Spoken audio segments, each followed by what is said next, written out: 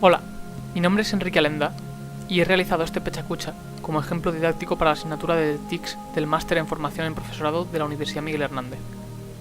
La presentación está pensada para utilizarse en Ciencias Sociales de primero de la ESO y tratará sobre la antigua Roma y sus tres etapas. El orden en el que veremos este tema está reflejado en este índice.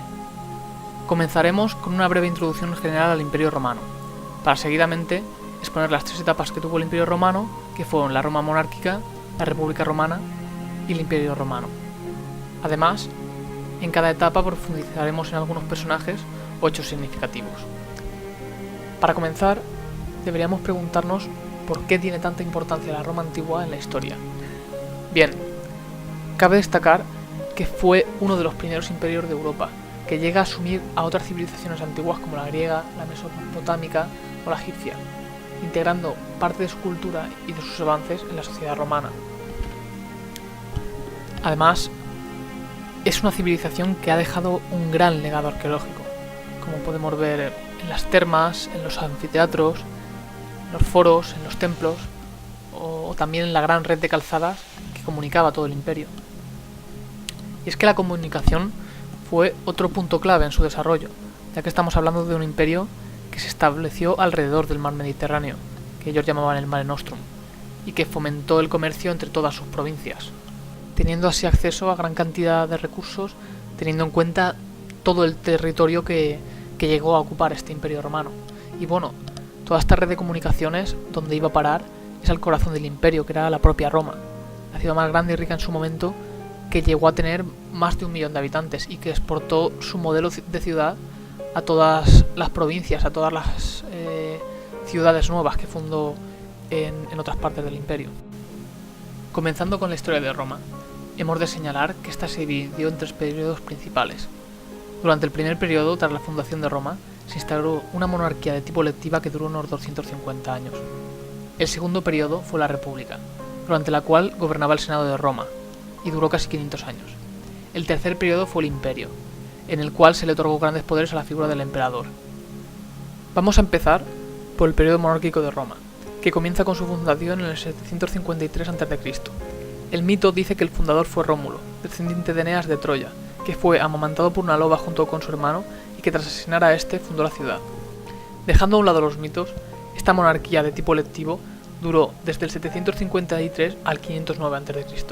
y se caracterizaba porque el rey era elegido para gobernar de forma vitalicia, concentrando un gran poder en su persona y respondiendo ocasionalmente ante un senado muy débil y sin demasiado peso. El último rey de Roma fue Tarquinio el Soberbio, que se caracterizó por el uso de la violencia y el terror para mantener el control del poder. Esto le acabó creando muchos enemigos, incluso entre las familias patricias, lo cual propició que fuese expulsado y que el Senado decidiese abolir la monarquía, instaurando la República en el 509 a.C. Este nuevo modelo de Estado era una democracia, aunque no como la entendemos hoy, pero que se basaba en asambleas donde los ciudadanos, que no todo el mundo era ciudadano, elegían a los magistrados, sus representantes, los cuales eran aconsejados por el Senado, que estaba formado solo por las familias más importantes de Roma. Durante esta etapa se empieza a practicar una política de expansión y conquista, que aporta a Roma gran cantidad de recursos, esclavos y poder, sobre todo en el entorno del Mediterráneo.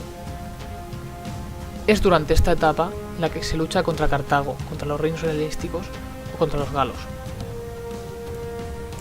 Cuando llegamos al final de este periodo republicano, comienzan a producirse distintas guerras civiles y algunos cargos militares concentran mucho poder en sus figuras. El más conocido de estos militares fue el general Julio César, que tras vencer a sus enemigos políticos se autonombró cónsul y dictador vitalicio, tras lo cual sería asesinado por el propio Senado ante el temor de que se proclamase rey. Tras una complicada lucha por el poder, se finge la normalidad política y el Senado otorga a Octavio, el hijo adoptivo de César, el título de Imperator Caesar Augustus, lo cual reflejaba la realidad, una monarquía dinástica con aspecto constitucional, en la que en teoría se compartía el poder con el Senado, pero el poder de facto lo tenía el César. Así que con esto da comienzo el tercer periodo de la Roma antigua, conocido como el Imperio Romano. Esta etapa dura desde el 27 a.C. hasta el 476 d.C. y, como ya hemos dicho, concentró el poder en la figura del emperador y lo hizo hereditario, dejando a un lado la democracia republicana. Los primeros años del Imperio gozarán de prosperidad y se construirán monumentos como el Coliseo o el Arco de Trajano. Será este el momento en el que Roma alcance su máxima expansión, con Trajano precisamente, deteniéndose su avance y estableciendo la llamada Pax Romana.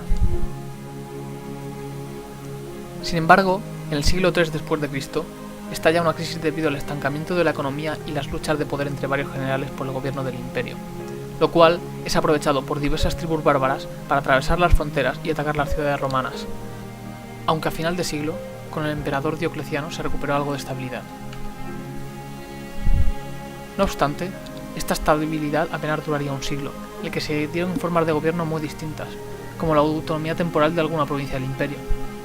Ante la crisis económica, política y militar que se vivía, el emperador Teodosio dividió el imperio en dos partes y la repartió entre sus hijos Honorio y Arcadio. Pero el Imperio Romano de Occidente no consiguió perdurar ni un solo siglo. Los problemas económicos y las invasiones bárbaras continuaron, recibiendo especial presión por parte de los hunos. Roma llega a ser saqueada hasta en 3 ocasiones y finalmente caerá en el 476 después de Cristo, con Rómulo Augusto como último emperador. Con esto terminará el Imperio Romano, ya que la parte oriental cambiará su nombre a Imperio Bizantino, que aún perdurará 1000 años más. No obstante, el peso de la cultura romana quedará en el Mediterráneo durante siglos. Y con esto damos por terminada la presentación.